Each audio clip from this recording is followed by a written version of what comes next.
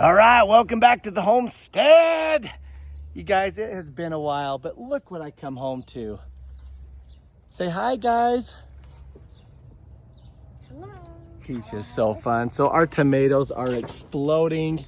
We've got a lot of projects. You know, I have several videos on my phone of the greenhouse. We'll go walk inside because there's so many videos that just go to the video boneyard.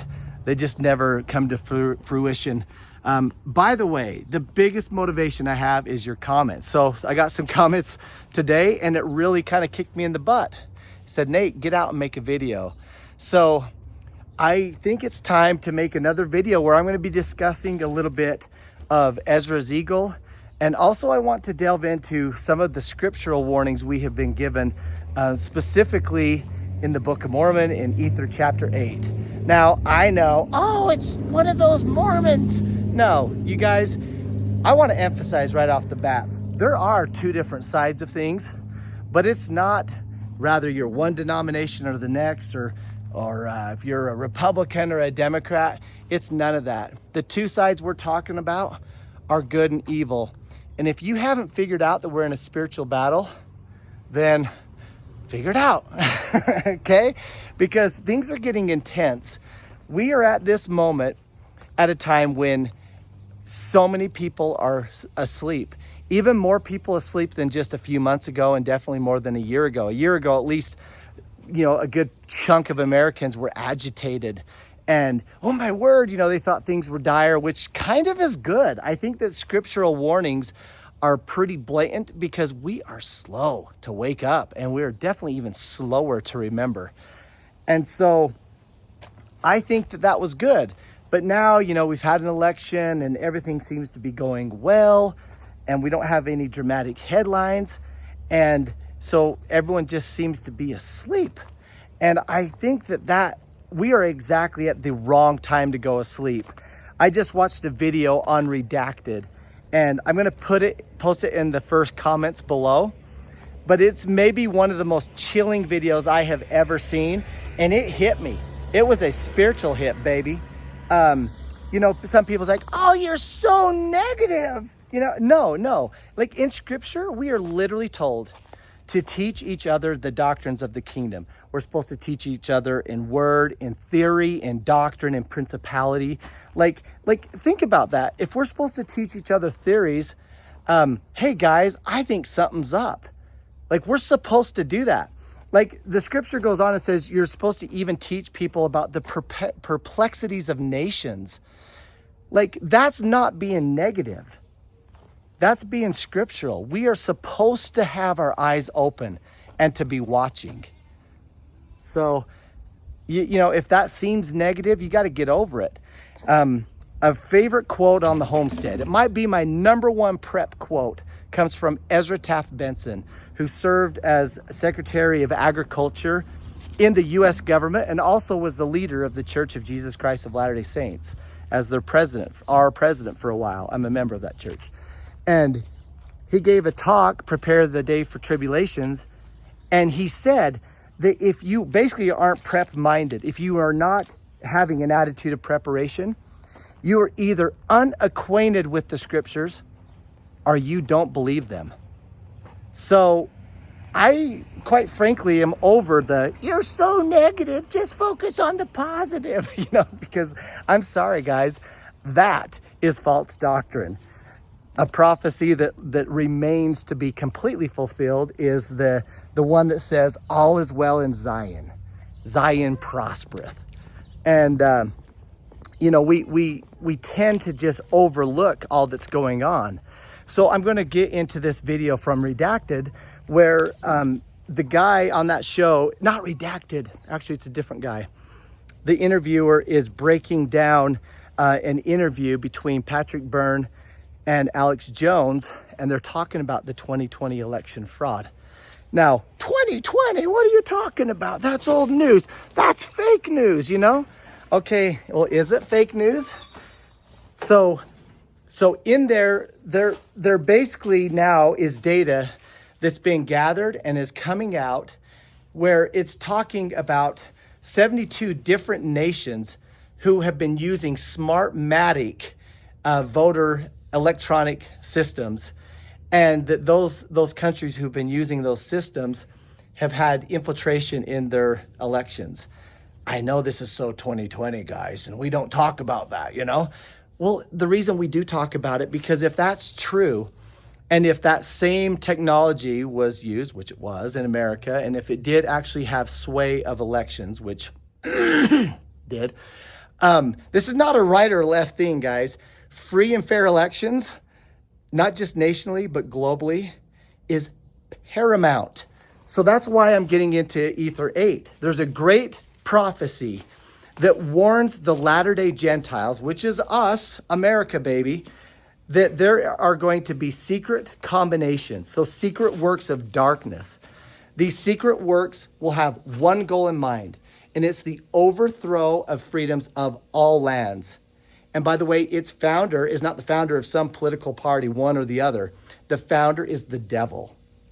So if you believe that premise, then you and I should be watching for evil. We know there's danger behind the bush, so we're watching for it, and we're supposed to find it.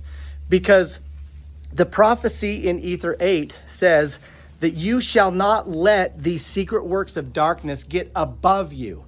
That means that in America, if you're an American, that the constitutional law of the land should be the top form of government.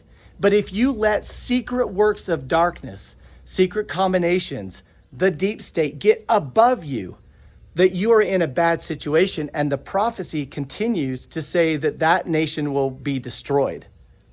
It's not talking just about the secret works of darkness, that us, in our apathy, can actually bring down destruction because we allow freedom to be lost in the grasp of our apathy.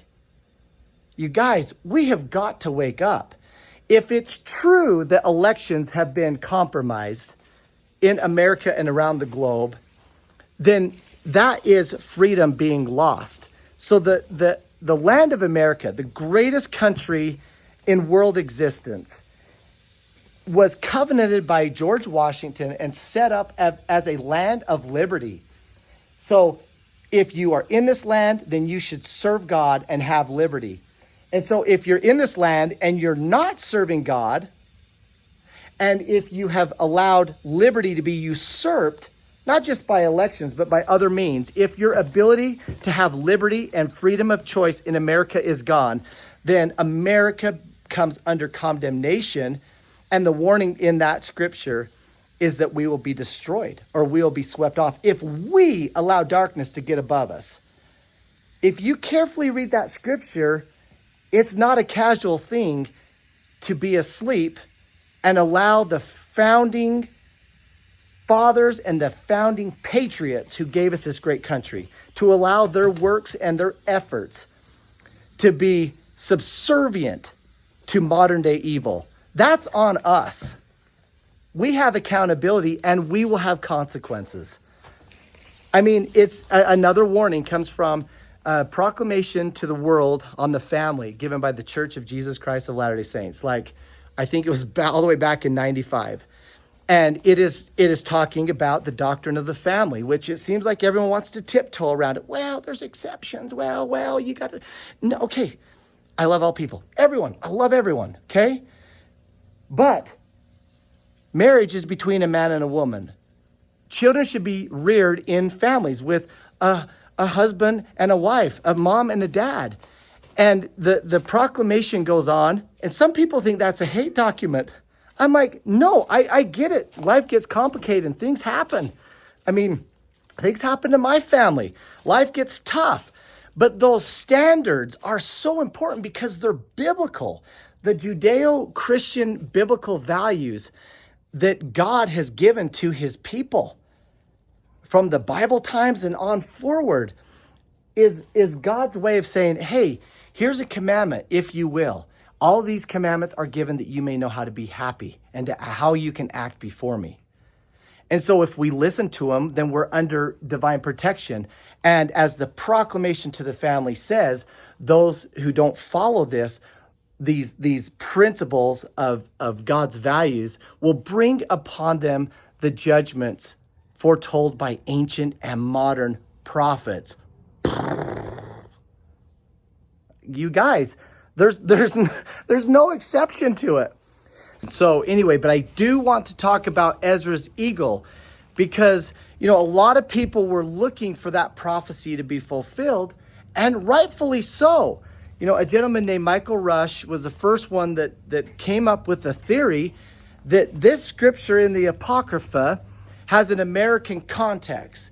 And with the brilliant kind of alignment of that idea, you're like, holy crud, it lines up. Like, yeah, it might have been fulfilled with Rome, but the American context theory proposed by Michael Rush is brilliant.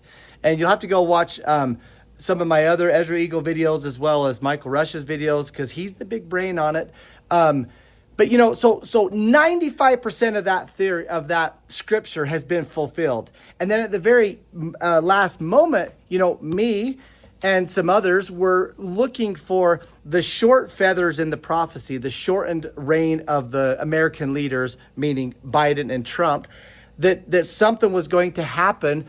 And we've adjusted our thinking on that a couple of different times as time moves on, as time progresses. You're like, oh, well, you're just changing your mind.